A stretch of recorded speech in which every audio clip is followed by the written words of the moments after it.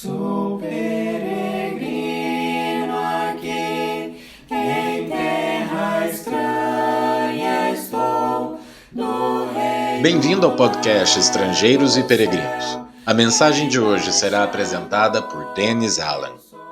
Chegou a sexta-feira da santidade. Hoje vamos pensar sobre desafios especiais que os solteiros enfrentam na busca da santidade na vida do servo do Senhor. Desde o livro de Gênesis, a Bíblia fala sobre desafios para os solteiros. Quando Deus criou o primeiro homem, em Gênesis capítulo 2, versículo 18, ele já disse que a solidão não faria bem. Diz o Senhor, não é bom que o homem esteja só, farei para ele uma auxiliadora que seja semelhante a ele. Deus viu essa necessidade e supriu a necessidade de companhia, dando para Adão uma mulher, mas em outros sentidos. Ele criou para nós relações familiares, envolvimento social, relações espirituais, especialmente com o próprio Senhor, mas também com outros seres humanos. Fato é que Deus também nos deu desejos bons, desejos que são satisfeitos numa relação especial entre homem e mulher, mas desejos que apresentam dificuldades se forem satisfeitos em outros contextos ou de outras maneiras. Desafios, especialmente para os solteiros. Quando falamos sobre solteiros, pode ser o período da vida antes de casar, ou pode ser que a pessoa continua solteira a vida toda. Em qualquer das circunstâncias, como deve ser o comportamento de uma pessoa santificada, uma pessoa que quer servir ao Senhor durante esta parte da vida? As Escrituras ensinam a importância dos solteiros manterem a vida pura, mesmo tratando das tentações sexuais. No plano de Deus, relações sexuais são reservadas exclusivamente ao casamento lícito entre homem e mulher. Qualquer outro tipo de relação, de alguma forma, viola o princípio que Deus tem ensinado. Diz Hebreus capítulo 13, versículo 4, que o leito matrimonial é puro, a relação entre marido e mulher, mas ele diz que Deus julga aqueles que praticam imoralidade sexual e adultério.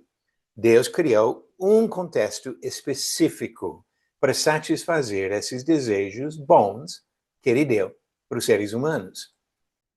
O apóstolo Paulo ensinou sobre esse assunto em 1 Coríntios capítulo 7, onde ele falou que o casamento é uma resposta adequada à dificuldade de manter a pureza sexual. 1 Coríntios 7, versículo 2, digo que por causa da imoralidade, cada homem tenha a sua esposa e cada mulher tenha o seu próprio marido. Que o marido conceda à esposa o que lhe é devido, e também de igual modo a esposa ao seu marido. A esposa não tem poder sobre o seu próprio corpo, e sim o marido. E também, de igual modo, o marido não tem poder sobre seu próprio corpo, e sim a esposa. Não se privem um ao outro, a não ser talvez por mútuo consentimento por algum tempo, para se dedicarem à oração. Depois retomem a vida conjugal, para que Satanás não tente vocês por não terem domínio próprio. Então ele fala que o casamento é uma solução para essa dificuldade de controlar desejos sexuais. E até deixa bem claro que cada um no casamento tem uma responsabilidade. Que o marido deve pensar nas necessidades sexuais da sua esposa. E ela deve satisfazer esses desejos naturais do homem. São desejos bons que Deus deu para os seres humanos por bons motivos, mas ele claramente condena relações sexuais ilícitas, chamado de fornicação, prostituição, impureza, e qualquer ato relacionado a essa impureza. Em Gálatas capítulo 5, versículo 19, quando ele fala das obras da carne, Paulo disse, ora, as obras da carne são conhecidas e são imoralidade sexual, impureza, libertinagem, e ele continua com a lista. Mas começa com o problema de impureza sexual. Ser solteiro santo exige controle dos pensamentos e do proceder. Já temos tratado da importante ligação entre essas duas ideias em outros episódios nas nossas mensagens da Sexta-feira da Santidade. Episódios 428 e 435 tratam especialmente dessas questões do proceder e do pensamento de pessoas santificadas. Para evitar atos proibidos, é importante controlar os pensamentos e não deixar abrigar pensamentos indecentes. Jesus até falou sobre o perigo de pensamentos impuros quando ele disse no Sermão do Monte, começando em Mateus capítulo 5, versículo 27, que o pecado não é só o que comete visivelmente com o corpo, mas também o que acontece na mente. Mateus capítulo 5, versículo 27, vocês ouviram o que foi dito, não cometa adultério. Eu, porém, lhes digo, todo que olhar para uma mulher com intenção impura já cometeu adultério com ela no seu coração. Se o seu olho direito leva você a tropeçar, arranque-o e jogue-o fora, pois é preferível você perder uma parte do seu corpo do que ter o corpo inteiro lançado no inferno. E se a sua mão direita leva você a tropeçar, corte-a e jogue-a fora, pois é preferível você perder uma parte do seu corpo do que o corpo inteiro ir para o inferno. Eu gosto da minha mão direita. Eu gosto do olho direito. Mas o que Jesus está dizendo aqui? Se for necessário uma cirurgia radical para manter a nossa santidade e nossa salvação, melhor fazer a cirurgia radical. Ele está dizendo que literalmente arrancar o olho ou cortar a mão vai resolver o problema? Claro que não. Qualquer pecado que a pessoa pode cometer com o olho direito também pode cometer com o olho esquerdo, ou a mão direita e a mão esquerda. O ponto é que, às vezes, temos que tirar algo precioso, importante da nossa vida para servir ao Senhor. Seja olho, mão, desejos errados, que nós precisamos estar dispostos a fazer grandes sacrifícios para ter o privilégio da vida eterna.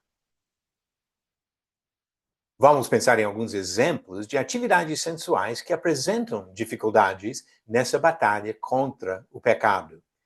Danças sensuais. Muitas das danças hoje têm o propósito de incentivar pensamentos ilícitos, pensamentos indecentes, ou olhando para o movimento sensual do corpo de outra pessoa, ou por contato entre corpos de duas pessoas, incentivando pensamentos de coisas impuras. No mesmo sentido, o incentivo de ficar, como muitos jovens falam hoje, de ter contato entre duas pessoas que vai muito além dos limites da decência. Comportamentos considerados normais no mundo para os namorados não são normais para a pessoa que procura a santidade, onde nós devemos realmente manter a pureza no comportamento e nos pensamentos. E outro problema é de pensar que pode ter um certo envolvimento sexual antes de casar, se para antes do ato sexual em si. É um engano e um perigo muito grande de incentivar a sensualidade. Nós estamos numa guerra e temos que travar a batalha contra tais tentações. Tentações visuais também apresentam uma dificuldade especial para qualquer pessoa que procura manter a sua pureza. Todos nós entendemos o problema que existe hoje de imagens indecentes, seja na música, em filmes, em pornografia, fotos, justamente para provocar sentimentos, emoções e desejos carnais e sensuais. Também existe um problema muito grande com o problema de roupas sensuais. Roupas que chamam a atenção ao corpo de uma maneira que produz desejos e incentiva pensamentos ilícitos por parte de outras pessoas. Nesse ponto, eu gostaria de até pedir para os homens ajudarem as mulheres. Os homens são especialmente fracos nesse sentido, de tentação visual. E muitas vezes, o marido ou pai de uma menina pode ajudar bastante sendo sincero, ajudando aquela moça ou aquela mulher a entender que a roupa que ela está usando talvez não seja a roupa mais adequada, que pode provocar pensamentos indecentes em outros homens. Homens podem ajudar a proteger a inocência das suas próprias filhas e até da sua própria esposa. E quando se trata da questão de impureza sexual, os cristãos são pressionados a ceder à tentação. A nossa sociedade hoje sugere que o desejo sexual seja uma necessidade irresistível que precisa satisfazer. Não é o que a Bíblia ensina. Ensina que é um desejo que pode ser controlado, dominado. Hoje, o fato de ter métodos de prevenção de algumas consequências das relações sexuais são vistos por algumas pessoas como autorização para a atividade sexual. O fato que pode talvez evitar gravidez ou evitar alguma doença sexualmente transmitida, para algumas pessoas sugere que tem a liberdade de fazer o que quiser, sem consequências. Isso olha apenas um ou dois pequenos aspectos da questão do problema da impureza. Estamos em guerra. Vamos à batalha.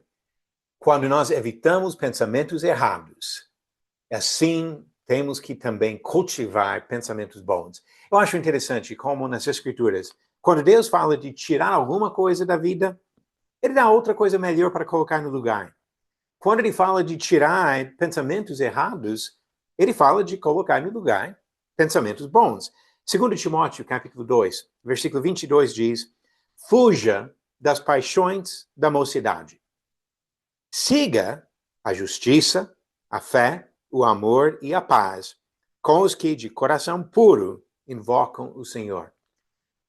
Fuja de uma coisa, mas enche a vida com outra coisa muito superior.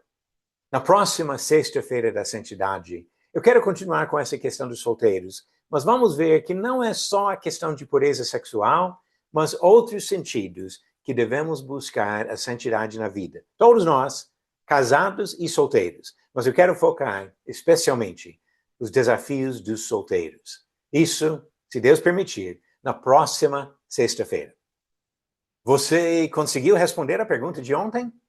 Os apóstolos pediram para escolher quantos homens para cuidar das viúvas na igreja em Jerusalém. Alternativas: A, 3 homens, B, 7 homens, C, 10 homens ou D, 12 homens. A resposta certa vem em Atos capítulo 6. 7 homens de boa reputação, cheios do Espírito Santo, foram escolhidos para cuidar dessa necessidade das viúvas. E a pergunta de hoje: o que aconteceu quando Arão jogou seu bordão no chão na frente do faraó? Alternativas: A, o palácio do rei pegou fogo. B, houve um terremoto. C, o bordão virou uma serpente. D, fumaça encheu o templo do ídolo do rei. A resposta no final do episódio 443, amanhã. Viver como pessoas santificadas no meio de um mundo corrupto e perverso não é fácil, mas é importante, porque nós queremos viver eternamente com o Deus Santíssimo. Obrigado por nos acompanhar nessa jornada pelas Escrituras. Volte amanhã para ouvir mais uma mensagem do podcast Estrangeiros e Peregrinos.